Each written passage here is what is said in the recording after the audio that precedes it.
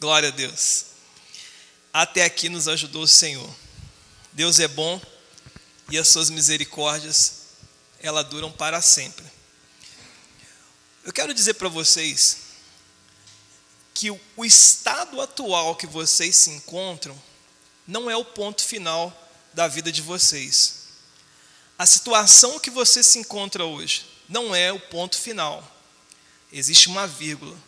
E o melhor de Deus ainda está por vir na sua vida. Para algumas pessoas, o estado atual que está vivendo hoje, atualmente, é um momento de muita dificuldade. Problemas, todo nebuloso, não consegue enxergar simplesmente algo a mais. Sua visão só consegue enxergar um palmo da sua vista.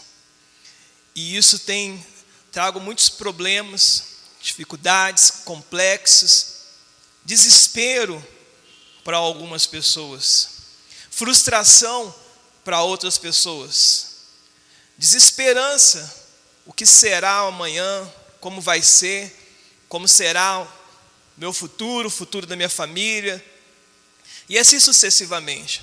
Cada um tem um problema específico que precisa enfrentar e vencer. Alguns já perderam a esperança e acham que não tem mais solução. Há outras pessoas que já desistiram, entregaram os pontos e acham que está bom até aqui, o que eu estou vivendo, o que eu conquistei, e não tem mais nada para conquistar. Mas a Bíblia diz que o caminho do justo, ele é como a luz da aurora, que ele vai brilhando mais e mais até ser dia perfeito. Sendo assim, o melhor de Deus ainda está por vir nas nossas vidas.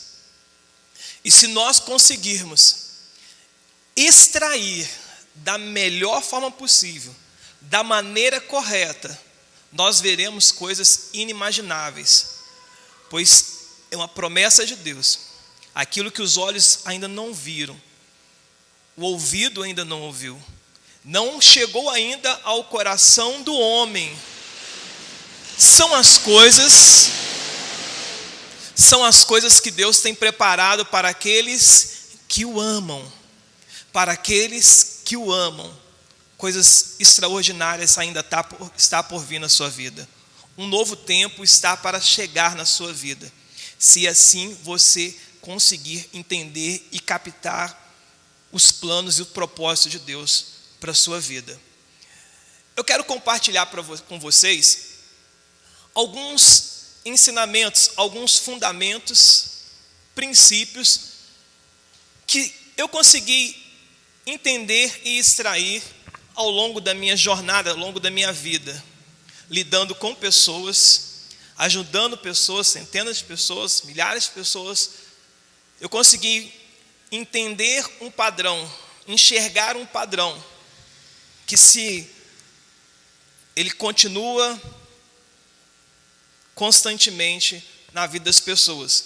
E depois de entender esses princípios, entender esse padrão, ajudar pessoas a colocarem, impulsioná-las a colocar esses princípios, esse padrão em prática na vida delas.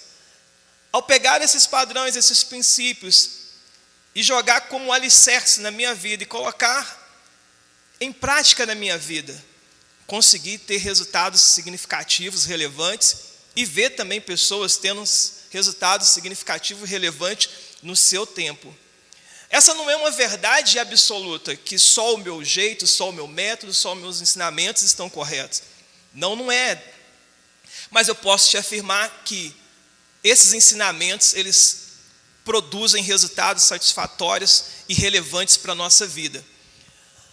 A dizer, a própria Bíblia, Deus ele colocou vários homens de Deus com várias características diferentes para que nós pudéssemos reter esses ensinamentos, colocar em prática na nossa vida e vencer os desafios do dia a dia.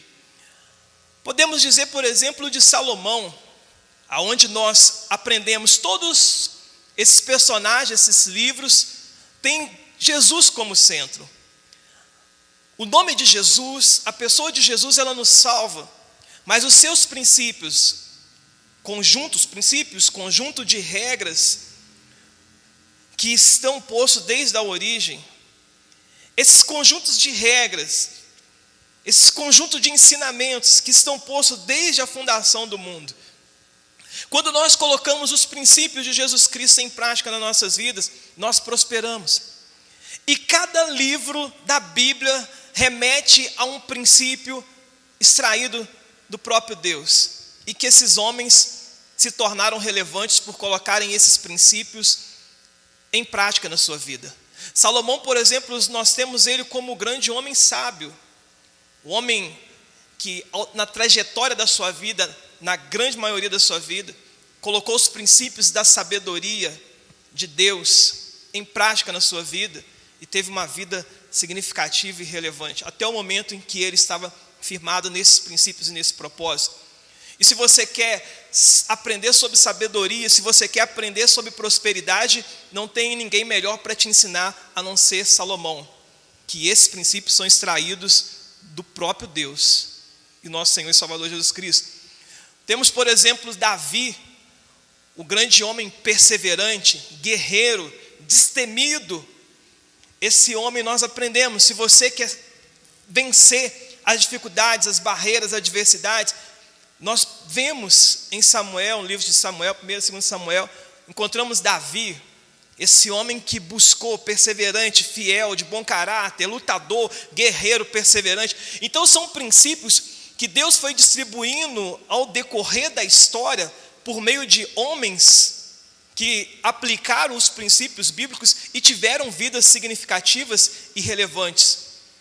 E quando nós olhamos esses princípios e nós extraímos esses princípios e colocamos em prática na nossa vida, nos faz ter uma vida significativa, relevante, com esperança, e nos produz paz, e nos produz prosperidade, e produz em nós saúde, porque a pessoa de Jesus nos salva, mas os seus princípios nos traz paz, nos traz segurança, nos traz saúde, nos traz prosperidade. E por isso nenhum deles tem uma verdade absoluta, mas todos eles são complementos dos princípios da palavra de Deus. E por isso nós navegamos de Gênesis a Apocalipse, extraindo princípios. E o que eu passo para vocês, eu sou meramente uma dessas pessoas que extraio alguns princípios, coloco em prática na minha vida, vejo resultado e transmito para as pessoas, para que as pessoas também possam colocar em prática na sua vida e ter os resultados significativos e relevantes. Mas eu não sou o dono da verdade e nem dono da verdade absoluta, mas eu posso te dizer que esses princípios foram testados, validados e trazem resultados significativos e relevantes.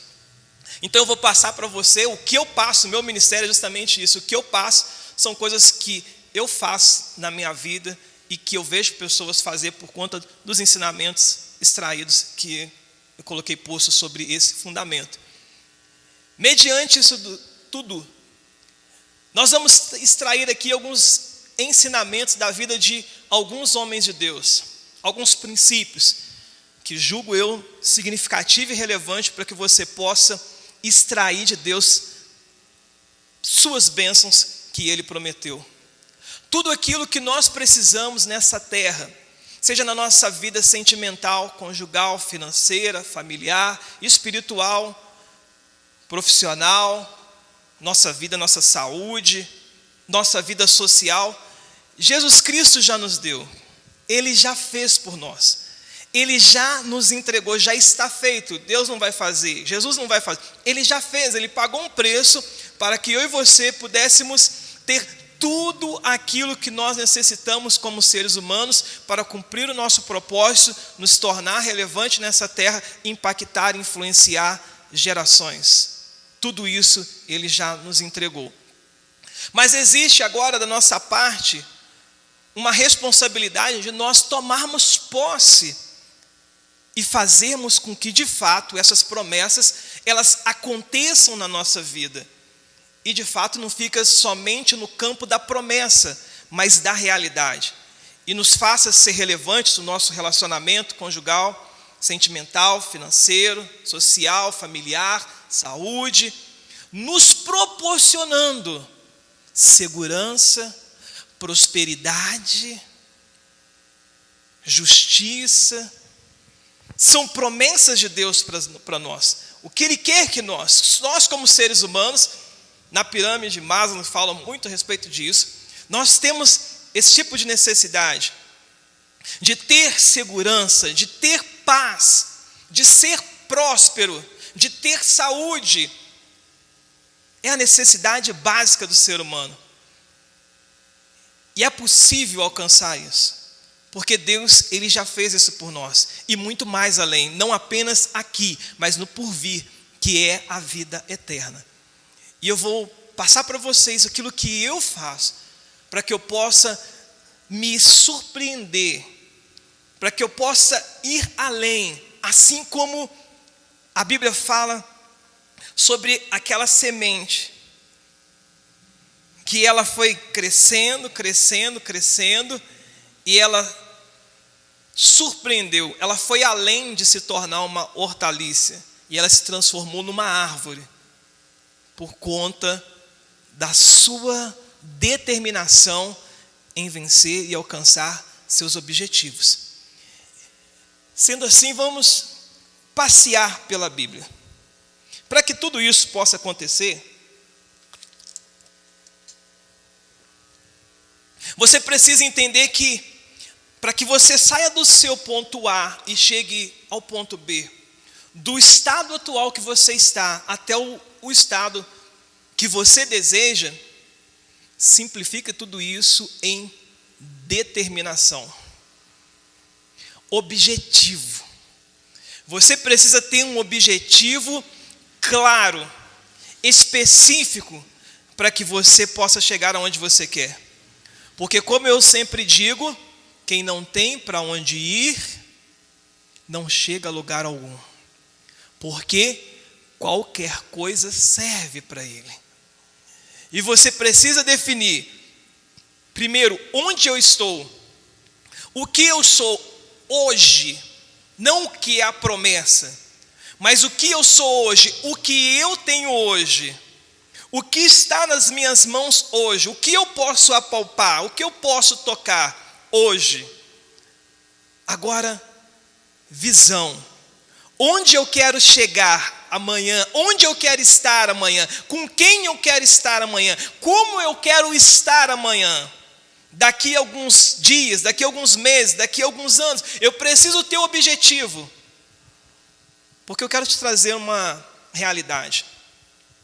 3%, estudos mostram que 3% da população mundial, são mais de 8 bilhões de pessoas do mundo, 3% da população mundial, eles detêm, estão com eles, a riqueza maior do que os outros 97% da população mundial. 3%. É mais rico do que 93% da população mundial. E foi verificado nessas pessoas algo diferenciado neles, que eles são pessoas que eles têm objetivos, eles têm metas, eles têm claro o que eles querem e aonde eles vão chegar. E aí eu abro um parênteses para dizer para vocês, que um ímpio com objetivo, ele é mais poderoso do que um cristão sem objetivo. Um ímpio com objetivo, ele é mais poderoso, ele tem mais capacidade do que um cristão sem objetivo. Por isso a Bíblia fala que os filhos das trevas são mais sábios do que os filhos da luz. Porque nós não temos, ou pelo menos temos dificuldade em traçar objetivos, em saber para onde queremos ir, o que queremos fazer, entender o nosso propósito e o nosso objetivo. E isso dificulta o nosso sucesso como seres humanos aqui na Terra para cumprir o nosso propósito que Deus estabeleceu para nós. E aí nós vamos passear pela Bíblia com a ajuda aqui da nossa irmã Carol. eu vou ler o primeiro texto, que está em Provérbios, capítulo 23, no versículo 7, e diz assim: porque como imagina em sua alma, assim você é. Pois como você imagina na sua alma, assim você é. Como você se imagina? Como que você se imagina amanhã? Com quem você se imagina? Como que você se imagina estar na sua vida? Saudável? Ou sem saúde, sem força, sem disposição? Cansado? Como que você imagina? Você tem imaginado o amanhã? Como que você se imagina hoje capaz de superar as dificuldades, as adversidades que você está enfrentando? Como que você se imagina amanhã, o amanhã? Como que você imagina alguma semana, alguns meses, como você vai estar, teus filhos vão estar, você vai estar, com quem você vai estar, como você vai estar, o que você vai ter, como que você imagina? Talvez você não esteja imaginando, você estará reagindo às circunstâncias que você enfrentar no amanhã.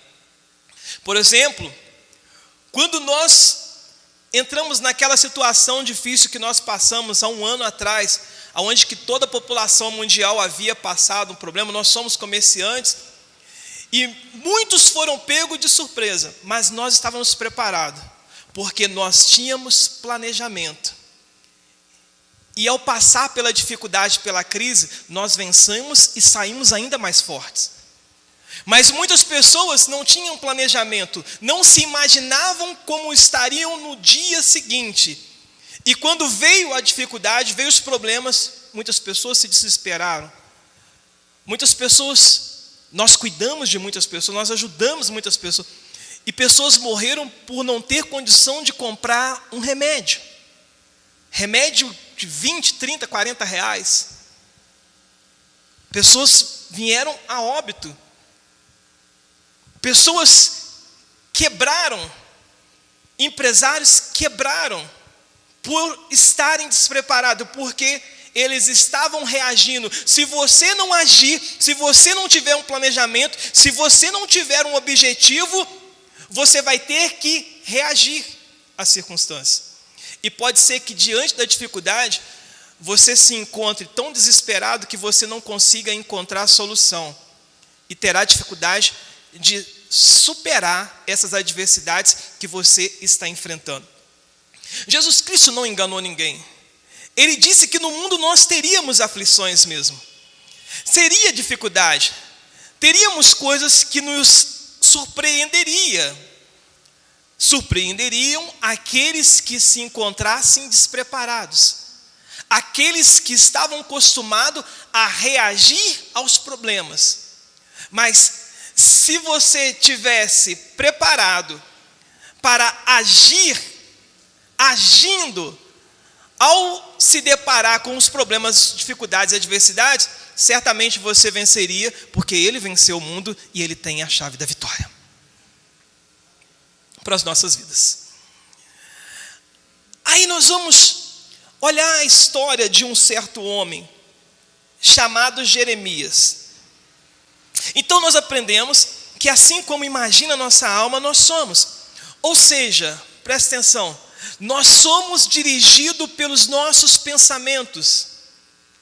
Se nós temos pensamentos bons, pensamentos de paz, se nós temos pensamentos de prosperidade, se temos pensamento de vencer, se temos pensamento de que eu vou conseguir, eu vou superar, eu vou me deparar com uma dificuldade, ou mais hoje ou mais amanhã, mas eu tenho que me preparar. Se eu tenho esse pensamento, eu estou preparado. Posso até perder, mas eu vou lutar conscientemente, com afinco. Aí nós vamos olhar para a vida de um homem, Jeremias. Jeremias, ele teve que se reinventar, porque dentro de nós existe dois tipos de pensamentos: aquilo que nós estamos vendo, aquilo que nós estamos tocando, aquilo que nós estamos sentindo, ou aquilo que nós estamos vendo lá na frente. Pela visão. Por vista é o que eu posso tocar, é o que eu posso apalpar, é o que eu estou sentindo. Mas por visão é aquilo que eu vejo lá na frente que eu vou conseguir. E a Bíblia chama isso de fé. Aquilo que os olhos não viram, aquilo que você não pode tocar, aquilo que você não pode sentir, mas você tem a certeza que vai chegar na sua vida, porque se Deus prometeu, Ele vai cumprir na sua vida. Se Ele prometeu, Ele vai cumprir. Então dentro de nós há duas circunstâncias, duas situações: aquela que nós estamos vendo e nós podemos utilizar como parâmetro para agir, porque somos guiados pelos nossos pensamentos. Nós podemos tomar atitudes mediante aquilo que nós estamos vendo ou sentindo, ou nós podemos tomar atitudes de acordo com aquilo que é uma promessa, aquilo que é um fundamento, aquilo que é certo, aquilo que é correto. Por exemplo, Michael Jordan foi um dos grandes esportistas do século. Ele era um homem que fazia malabarismo. Ele jogava muito no Chicago Bulls, lá nos Estados Unidos, na liga de basquete. Admirado por todo mundo. Homem que fez muitas cestas e era um líder nato. Porém, ele conta que havia dias que estava difícil, que ele não conseguia fazer aquelas jogadas espetaculares. E o que ele fazia? Ele voltava no fundamento. Ele praticava o fundamento. É melhor fazer o básico. É melhor fazer o arroz com feijão e você conseguir romper aquelas dificuldades, aquela adversidade, do que você querer fazer coisas extraordinárias e você trazer sérios problemas para você ou para as pessoas que estão à sua volta. Ele tinha que ser humilde. Ele fala que ele precisava ser humilde, porque as pessoas tinham uma expectativa dele fazer os malabarismos, dele fazer coisas extraordinárias, e aquilo não estava encaixando, não estava nos seus melhores dias.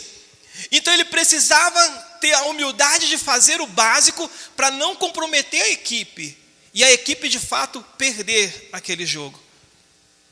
E assim ele conseguiu se destacar e se tornar um dos maiores atletas de todos os tempos, por conta da sua simplicidade, a sua humildade nos momentos mais difíceis que ele enfrentava. Então ele voltava para o básico, voltava para os fundamentos. E os fundamentos é fundamental para que nós possamos alicerçar a nossa vida na rocha, porque quando vier a tempestade, a chuva forte, os problemas, nós não seremos abalados, porque os fundamentos estão firmes e fortes diante daquilo que Deus estabeleceu para nós. Então, nós temos a história de um homem chamado Jeremias. Jeremias, um homem que você olha e percebe que ele teve que se reinventar e aprender a ser direcionado por aquilo que lhe trazia esperança. Porque se ele parasse e olhasse aquilo que ele estava vendo, de fato, a princípio, quando ele começou a olhar e percebeu o que ele estava vendo, ele começa a entrar em depressão. Era um profeta que as pessoas não acreditavam nele. Era jovem, não tinha autoridade. Israel havia sido dividido por conta do pecado de Salomão, o erro de Salomão. E tinha o reino do norte, que era Israel, e tinha o reino do sul, que era Judá. Todos os profetas saíam do reino do norte, de Israel. Não saía de Judá. E chega um momento em que Israel já tinha se comprometido porque havia pecado e se rebelado contra Deus. Estava numa situação delicada, havia sido levado como cativeiro, como os escravos. Então estava ali Judá, que estava pecando, que estava ofendendo a Deus por conta das dificuldades que estava enfrentando. E as pessoas Graças a Deus que isso não acontece aqui, mas muitas pessoas, quando estão passando por dificuldade, quando estão passando por problema, ao invés de buscarem mais a Deus, eles querem sair, abandonar. Porque estou indo na igreja, não resolve, é melhor eu deixar isso de lado e seguir a minha vida. Estavam enfrentando problemas difíceis porque eles já haviam pecando por mais de 400 anos, eles estavam vivendo uma vida de pecado. Desde a época dos juízes, depois de Josué, eles pararam de confiar em Deus. Alguns estavam confiando na força do seu braço, na sua inteligência, na sua sabedoria, na sua eloquência. Outras pessoas que não tinham entendimento, conhecimento, essas pessoas elas estavam confiando em deuses que eles podiam manipular por meio de oferendas. E isso é uma realidade daquilo que nós estamos vivendo hoje. Quantas pessoas procurando os especialistas, procurando desenvolvimento comportamental, pessoal, desenvolvimento humano, para se tornarem pessoas melhores, confiando na habilidade humana. Tudo é importante, mas não é o fundamento. Porque na hora que se intensificar os problemas, as dificuldades, a adversidade, eles perceberão que Jesus Cristo é o verdadeiro fundamento que se deve firmar a sua vida na rocha. E eles ali estavam, se encontravam nessa situação. Algumas pessoas não tinham esse conhecimento, esse grau de conhecimento, de entendimento, então vamos procurar deuses, vamos fazer oferendas para que esses deuses possam nos ajudar, porque o país estava na miséria, Judá estava na miséria, estavam passando fome, havia violência, havia injustiça, havia briga. Tudo isso era apenas sintomas, porque o grande vilão disso tudo, o grande problema disso tudo, era o pecado, a desobediência a Deus. E eles estavam entrando em ruínas. Deus então levanta Jeremias, um menino. Era contra-intuitivo, porque profeta surgia de Israel, não de Judá. Porque profeta era um homem que vinha, um homem sério, de uma linhagem, um homem de uma idade já elevada, e Deus estava chamando um garoto para profetizar algo muito sério sobre aquela nação, para levar uma sentença para aquela nação. E eles não acreditavam, não davam crédito para Jeremias. Primeiro porque o profeta vinha do norte de Israel, e segundo porque era muito jovem, não tinha resultados. Poderia ser apenas palavras jogadas ao léu. Não era o que eles esperavam para que pudesse tirar o país da solução em que eles se encontravam. Até um momento em que o rei Josias, que reinava sobre Judá, ele consegue encontrar um dos papiros das escrituras sagradas que advertia ao povo a corrigir o seu pecado, o seu erro, a largar as idolatrias, o pecado, os deuses, e voltar-se para Deus, porque Deus iria prosperá-lo. Tais como, por exemplo, não diz a Bíblia lá, mas algo, por exemplo, se as minhas palavras estiverem em vós, se vós estiverdes em mim, pedirei tudo ao Pai, e Ele vos dará. Eram promessas de Deus para a vida deles, para que eles largassem. E Josias, então, ele resolve acabar com aquilo, numa lei, numa canetada, ele acabar com aquilo. Agora seria proibido idolatria em Israel, seria proibido adorar outros deuses, senão o Deus de Israel. Seria proibido se gabar de que eles eram bons o bastante e que poderiam tirar o país da crise que enfrentava por meio dos seus conhecimentos e seu entendimento. E ele resolve estabelecer isso.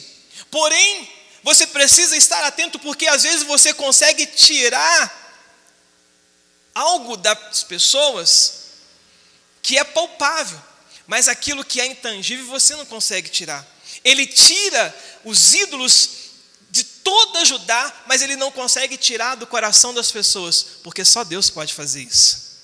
Às vezes nós queremos falar com as pessoas: você tem que largar esses deuses estranhos, você tem que largar essas idolatrias, vou tirar isso daqui, vou tirar isso daqui, vou tirar o cartão de crédito, vou tirar a idolatria, mas você não tira do coração.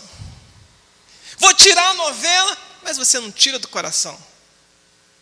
Vou tirar as revistas, vou tirar, mas você não tira do coração. Vou tirar a internet, mas você não tira do coração. Josias achou que ele poderia resolver dessa forma. Mas o coração das pessoas ainda estavam distantes de Deus.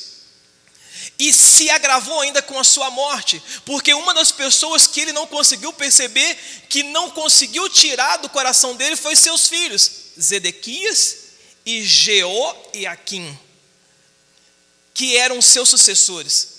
E por não ter tirado do coração deles, eles agravaram ainda mais a condição de rebelião diante de Deus. Rebelião, pecado de feitiçaria. E além do pecado, eles de fato faziam feitiçaria. Então Deus levanta Jeremias para trazer uma sentença para aquele povo, que eles pudessem se consertar, porque viriam sobre eles a sentença. Do norte viriam a sentença, mais especificamente Nabucodonosor, rei da Babilônia. Iria severamente entrar naquela nação, iria levar tudo que era deles. Além da dificuldade que eles passavam, eles iriam perder seus filhos, sua dignidade, perder seu campo, o controle sobre o campo, sobre a comida, sobre a água. Iriam perder tudo o que eles tinham, se não bastasse a dificuldade que eles estavam enfrentando.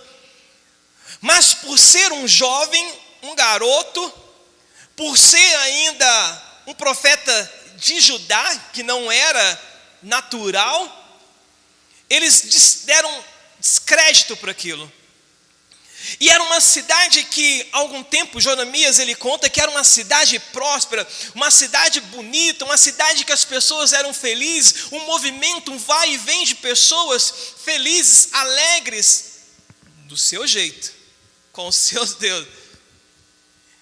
E de repente vem a sentença, e vem Nabucodonosor, da Babilônia, e varre e Judá.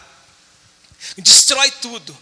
Destrói o templo que eles confiavam em Deus. Eu quero te dizer uma coisa: melhor é obedecer do que sacrificar. Esse ambiente é um ambiente que nós escolhemos para adorar o Senhor, mas Ele não é o Senhor.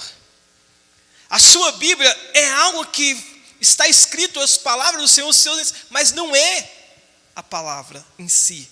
Porque a letra mata, é o Espírito que vivifica. Por isso tem muitas pessoas que chegam na casa delas e elas têm a Bíblia aberta, achando que aquilo vai espantar o mal. A letra não faz sentido, mas é o Espírito da letra é que vai fazer toda a diferença na vida das pessoas. E eles achavam que Deus se importava com aquele templo monumental, que Deus se importava com os rituais. E Deus permitiu com que Nabucodonosor entrasse naquele templo, destruísse aquele magnífico templo que eles faziam rituais diários de adoração a Deus. Mas o coração deles estava longe. Estar na igreja não quer dizer que você está profundamente íntimo e ligado com o Senhor. Eles estavam também, mas o coração deles estava longe. Alguns rituais faziam por fazer. Aquilo que era importante, passar os ensinamentos, comemorar a Páscoa, comemorar a Santa Ceia. Porque não é apenas o ritual em si, mas é o que significa esse ritual.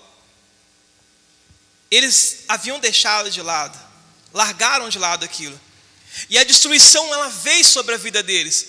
Destruíram, arrasou com Judá, ficou devastado. Pegaram aquele jovem que estava trazendo uma sentença, uma palavra de sabedoria, uma palavra de correção para aquele povo, Jeremias, e joga ele no calabouço.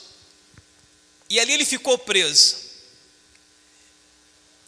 triste, chateado, aborrecido, porque ele queria ver a sua nação liberta daquele mal, liberta do pecado.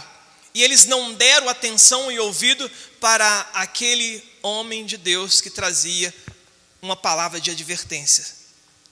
Mas Deus havia falado que ele estaria com Jeremias. E no momento em que Jeremias estava no calabouço, eles tiram Nabucodonosor, vai embora, leva o pessoal. Então alguém tira Jeremias daquele calabouço e permite com que Jeremias pudesse andar no meio das pessoas. E Jeremias agora está andando no meio das pessoas, e ele percebeu que aquela palavra de sentença, de correção, de confronto, as pessoas não deram ouvidos para eles e pagaram um preço muito caro. Então ele passa a mudar a retórica.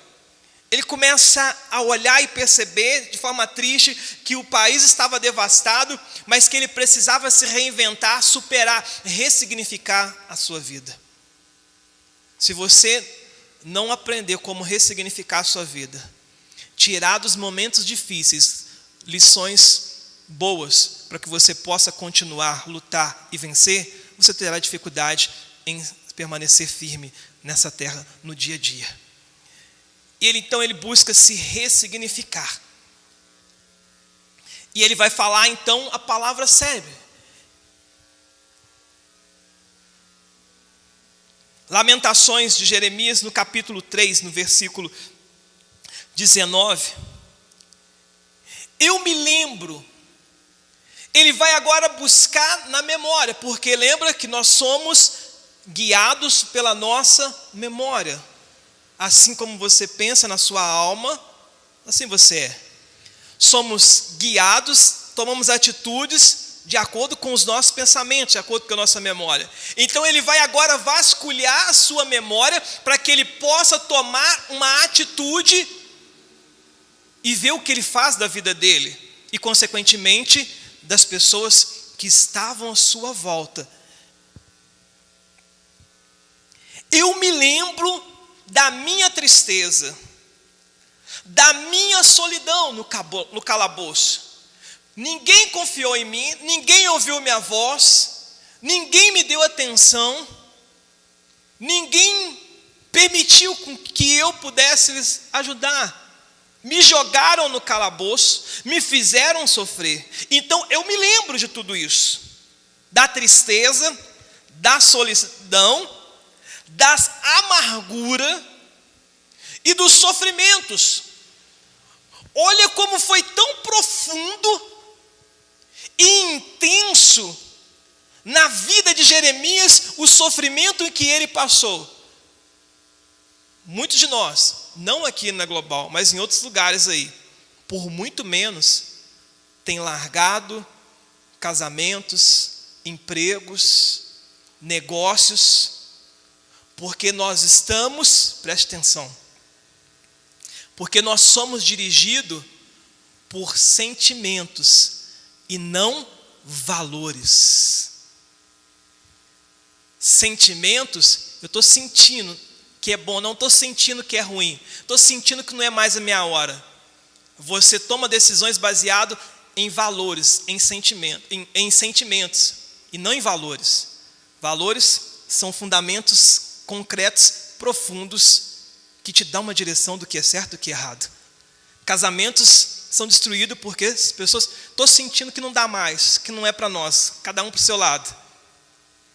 E eu nem preciso dizer, você olha para a geração dos seus pais, seus avós, seus bisavós, que falavam, não, meu filho, aguenta firme, fica até o fim, você vai vencer, você vai conseguir. Qual que é a geração que deu mais certo? A deles ou a nossa? A nossa toma atitudes, estão embasando cada vez mais a sua vida em sentimentos.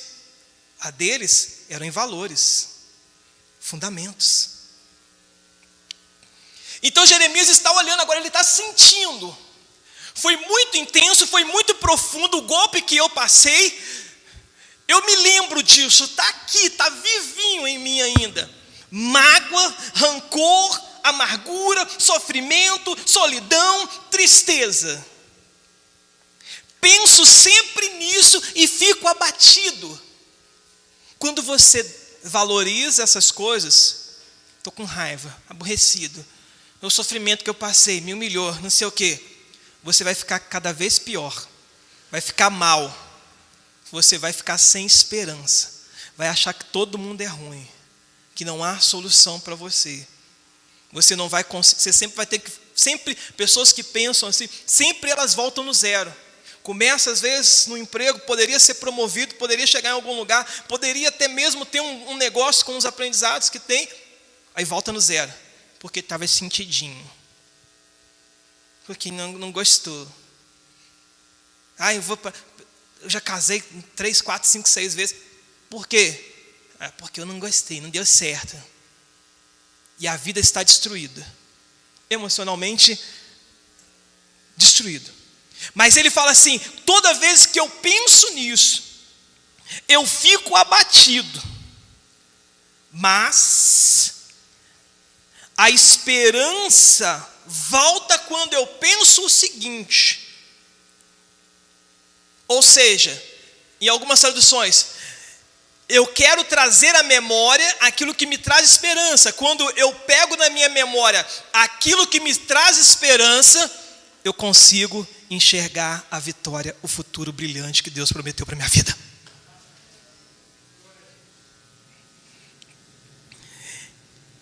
Mas a esperança volta quando eu penso o seguinte: o amor de Deus não se acaba, não importa o momento que eu estou passando agora, não importa a situação que está à minha volta, Deus é fiel. O choro pode durar uma noite, mas a alegria virá ao amanhecer.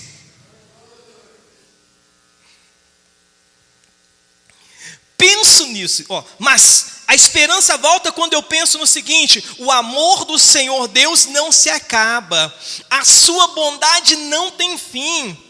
Esse amor e essa bondade são novos todas as manhãs. O amor de Deus, ele se renova toda manhã. Ele não esqueceu de você, ele não abandonou você. Vai passar essa dificuldade e você verá a glória do Senhor te levantando e te erguendo, te colocando no pódio. O Senhor é bom para todos os que confiam nele. Tem que confiar nele. Não importa o que eu estou passando, não importa o que eu estou vendo, não importa o que eu estou tocando, não importa o que eu estou sentindo. Deus falou que ele venceu e que eu vencerei junto com ele.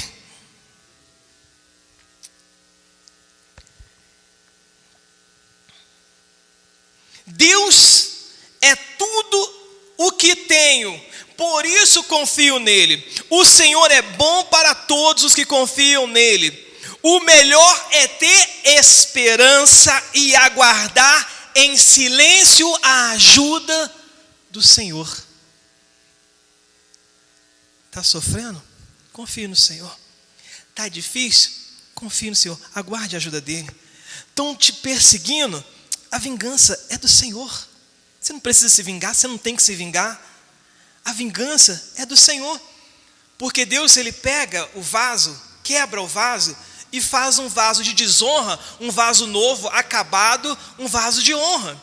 Agora, se é com a gente, se eu pego o vaso com raiva, com ódio, eu quebro o vaso, quebro ele todinho, pego uma peneira e saio andando e peneirando para que o vento possa levar e esse vaso nunca mais se tornar a ser quem ele é.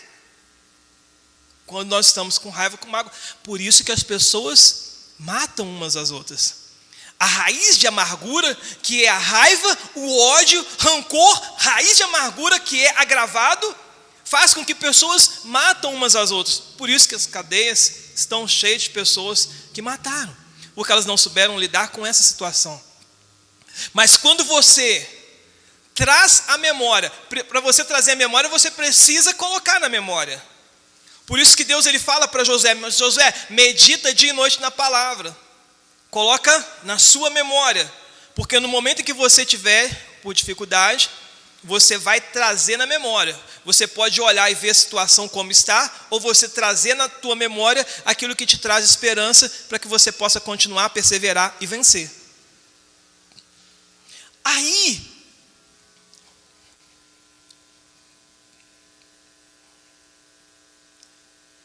Jeremias muda. O homem que estava deprimido, que estava abatido, sentia-se derrotado, ele muda e fala assim: espera aí, eu tenho que mudar o foco, porque naquilo que eu focar vai se expandir.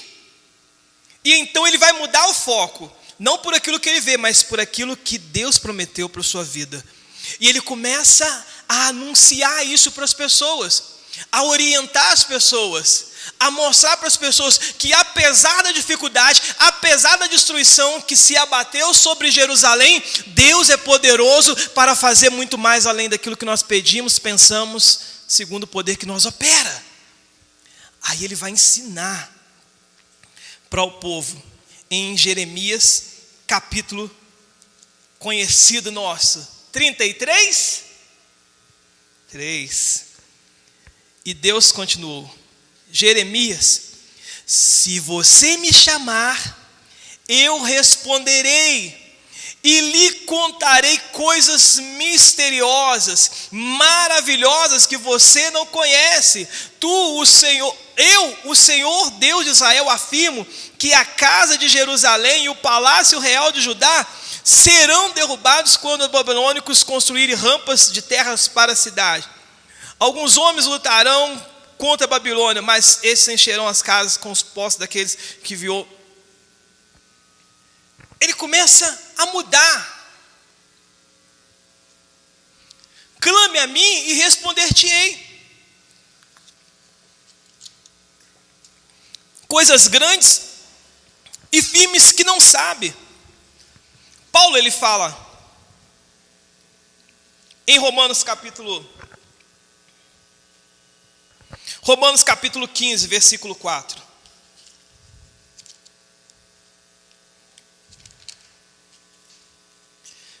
Romanos capítulo 4, ele vai falar sobre esperança.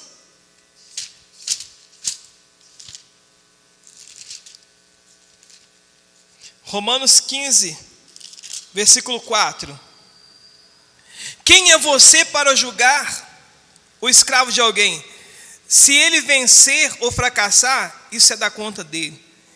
E ele vai vencer porque o Senhor pode fazê-lo vencer. Eu li o 4 ou 15, né? Mas o Senhor faz vencer mesmo. 15:4. Diz assim: porque tudo o que está nas Escrituras foi escrito para nos ensinar. Tudo que está nas Escrituras, Romanos 15:4. Tudo que está nas Escrituras foi escrito para nos ensinar, a fim de que tenhamos esperança por meio da paciência e da coragem que a Escritura nos dão. Sua vida, ela se moverá no sentido dos seus pensamentos. Se você estiver focado nos problemas, no passado, na dificuldade, você não consegue avançar, você não consegue vencer. Mas se a sua vida, seus pensamentos estiver focado no futuro, nas promessas que Deus deu para você, você vai conseguir superar todas as dificuldades que você tem. Agora, ele diz o seguinte, Jeremias 29:11, para fecharmos Jeremias. Olha só, aqui está a chave. 29:11. Sou eu que conheço os planos que tenho para vocês, planos de prosperidade, não de desgraça, um futuro cheio de esperança. Sou eu, o Senhor, que estou falando. Então vocês, agora preste atenção. Então vocês vão me chamar e orar a mim e eu o responderei. Aqui está a chave de Jeremias. Vocês vão me procurar e me achar, pois vão me procurar de todo o coração de vocês. A oração, ela nos faz ver o lugar aonde queremos chegar. Pois a promessa de Deus, ela nos traz esperança. A oração, ela nos faz enxergar o endereço da nossa bênção. A oração, ela nos faz enxergar o lugar aonde nós queremos estar. Porque a promessa de Deus é nos fazer prosperar. Não é desgraça, não é sofrimento, não é dor, não é doença. A promessa de Deus é prosperar, é trazer segurança, é trazer paz, é trazer saúde. Ele quer que nós tenhamos isso. E quando nós orarmos a Ele, quando nós nos entregarmos a Ele de todo o nosso coração, nós vamos conseguir. A oração nos faz focar. Aí por isso que eu falo para vocês na hora do culto aqui, gente, fique com os olhos fechados. Fique com os olhos fechados. Os treinamentos em coaches, eles fazem muito isso, esses treinamentos. Feche os olhos. Sabe por quê? Traz isso da palavra de Deus. Por que Deus falou assim, medita de noite? Porque quando eu estou olhando, eu estou vendo, estou com o olho aberto, eu me distraio. Eu fico distraído. Quando eu estou com o olho aberto, eu só vejo parede. Agora, se eu tiver com os olhos fechados e eu imaginar a praia, olha, eu consigo ouvir até o barulho das ondas quebrando na praia. Eu consigo sentir o cheiro daquele marzão. Se você fechar os olhos, se você se concentrar e se conectar, olha só, aquele pernil assado. Ó, tem gente que até salivou, sim ou não? Porque com os meus olhos abertos eu consigo ver o que está à minha volta, mas com os olhos fechados eu consigo ver o infinito.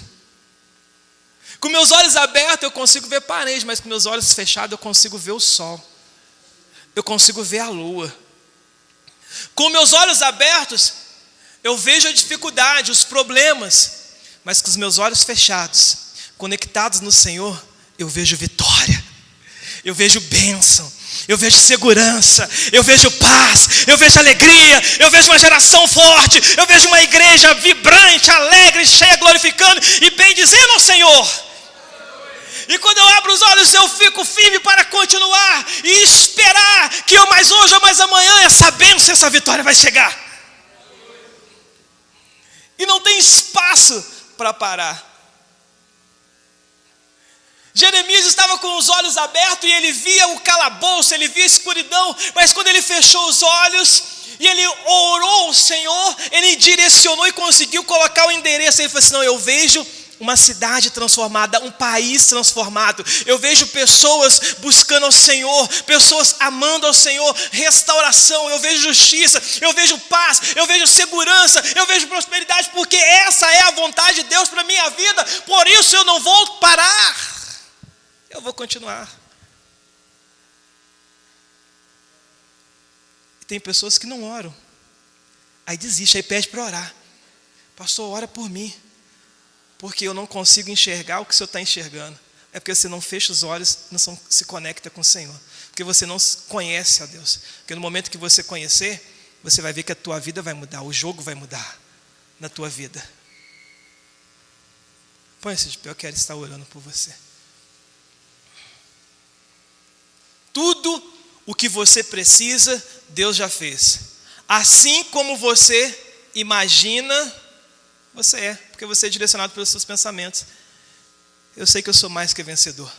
Eu sei que eu posso todas as coisas naquele que me fortalece. Todos os meus objetivos, tudo aquilo que eu colocar às plantas dos meus pés, eu vou conseguir. Porque eu já determinei na minha mente, na minha alma. E assim será.